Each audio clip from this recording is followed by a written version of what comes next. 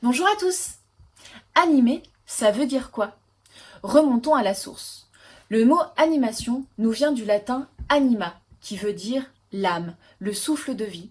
Faire de l'animation, c'est créer la vie, c'est insuffler la vie à des choses inanimées.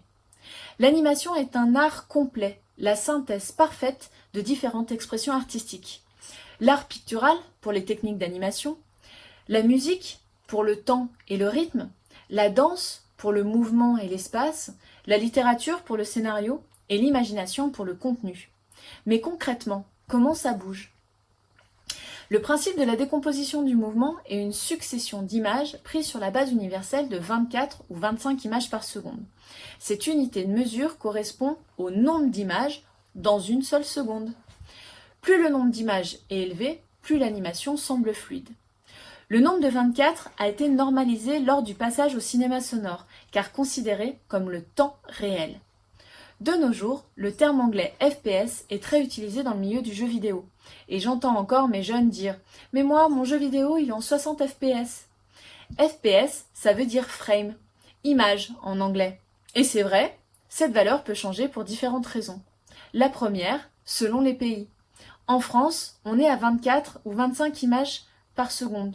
Au Japon ou aux États-Unis, on est à 30. Ensuite, pour la fluidité que l'on veut donner à notre film, on peut tourner par exemple à 250 images par seconde et dans ce cas, on obtient de superbes ralentis. En animation, même si la vitesse de lecture est de 24 images par seconde, nous doublons souvent une image. On appelle ça exposer l'image à deux. Ce qui nous permet de créer seulement 12 photos ou seulement 12 dessins différents. 12 images est le seuil de résilience moyen pour l'œil humain. Ce qui signifie qu'en dessous de ce seuil, le mouvement sera saccadé et non fluide. Et puis on va pas se mentir, ça nous permet de gagner du temps à la fabrication. Nous pouvons jouer également sur l'exposition de chaque photo, de chaque dessin, pour donner du rythme à notre animation.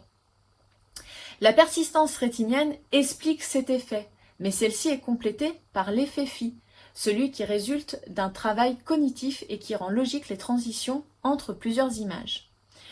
Après cette capsule plutôt théorique, on se retrouve demain pour une capsule de démonstration. Alors à demain!